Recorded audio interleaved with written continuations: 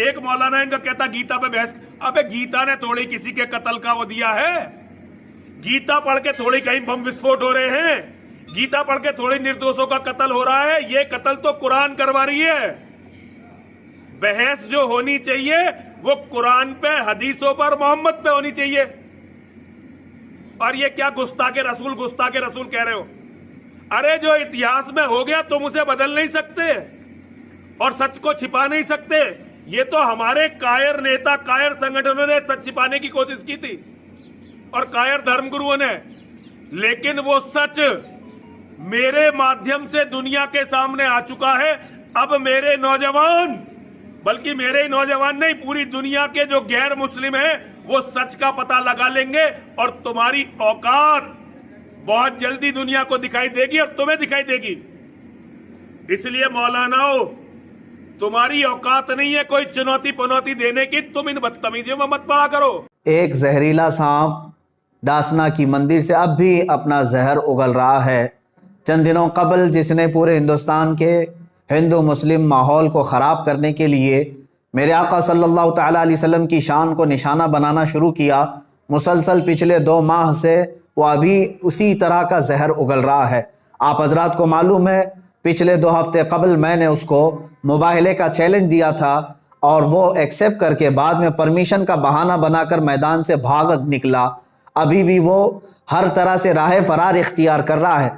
मगर ए मुसलमानों, ये भी बर्दाश्त की और हद से ज़्यादा हो गई कि मुझे पिछली मर्तबा बुलाकर पुलिस डिपार्टमेंट से, प्रशासन से दबाव डाला गया।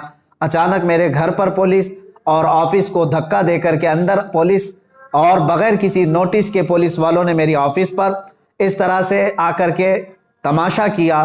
फिर मुझे दबाव ये डाला कि आप उसके ख़िलाफ़ ना बोलें।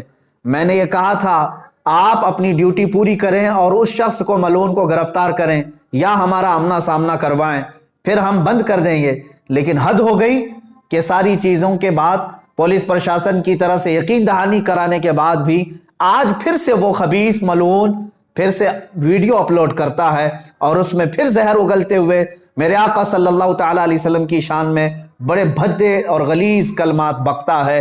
वो कहता है मोहम्मद सल्लल्लाहु ताला अलैहि वसल्लम औरतों के रसिया थे, मुआज़ल्लाह, नाऊज़ु बिल्लाहि मिन ज़ालिक।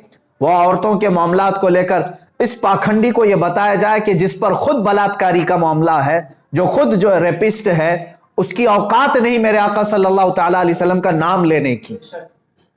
और ये मलऊन भरसरे ऐलान कहता है कि मेरी जिंदगी का एक ही मकसद है, इस्लाम का विनाश करना, इस्लाम को खत्म करना। इस खारिश ज़दा कुत्ते को अपने बदन की खुजली मिटाने की ताकत नहीं है, इस्लाम को सरजमीन और हिंद से मिटाने की बात करता है। याद रखो, यूनान और मिस्र, रोमा सब मिट गए जहां से, बाकी मगर है अब तक नामो निशान हमारा, बाकी मगर है अब तक नामो निशान हमारा।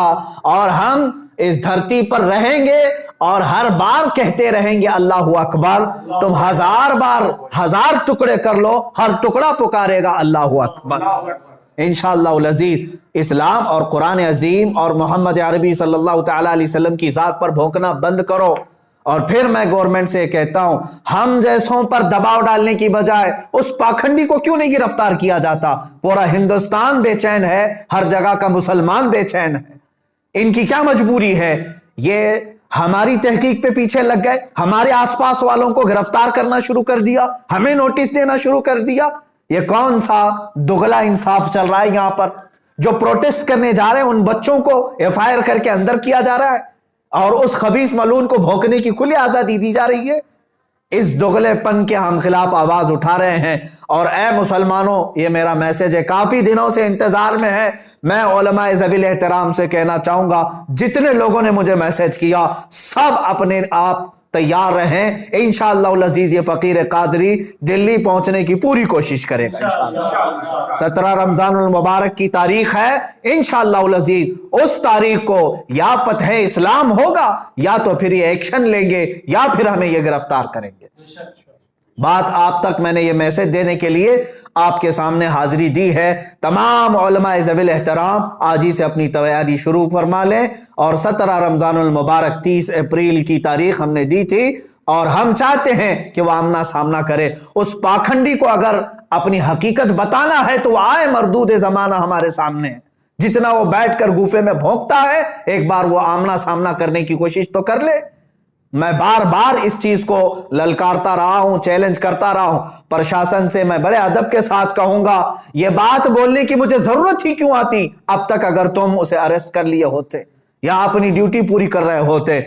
अब इसके बाद अवामुन्नास के लिए क्या फैसला होगा और क्या मैसेज जाएगा, अकाबिरीन से, उलमा से मशवरा करके कल इंशाअल्लाह अज़ीज या इसके बाद आप तक बात पहुंचाई जाएगी। हर इलाके का मुसलमान बेदार रहेगा इंशाअल्लाह अज़ीज। हम ये बताएंगे कि तुम जिनको इजी केक समझ करके बार बार खाते रहे, नामे रसूल पर अब हम अपने आप को खाने नहीं देंगे इंशाअल्लाह। हाँ, मुस्तफ़ा करीम सल्लल्लाहु ताला अलैहि वसल्लम की इज्जत की बात आएगी, फिर तुम हमारे टुकड़े कर लो या जिस तरह से भी हमारे साथ मामला करो, एक दिन नुसरत इलाही तो आना है, अल्लाह रब्बुल इज्जत का कहर उतरना है और इन सबको वो जमीन पर इंशाअल्लाह अज़ीज भस्म करेगा।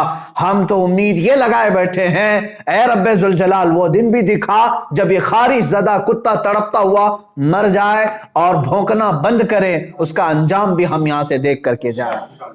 मेरे अजीजों, यहां पर आखिरी मैं एक मैसेज ये देता जाऊंगा, जिन लोगों को ये बेचैनी है, बास मीडिया रिपोर्टर्स और दूसरे लोगों ने मुझे राब्ता करके ये कहा कि इससे हिंदू मुस्लिम या कम्युनल हार्मोनी ना पैदा हो जाए, मैं इसको स्पष्ट करता हूं, बार बार मैं कहता आ रहा हूं, हिंदुस्तान के दीगर हिंदुओं से या दूसरे पंडितों, संतों और महंतों से मेरा कोई झगड़ा नहीं, मैं उनसे कोई बाज पुरुष नहीं कर रहा हूं।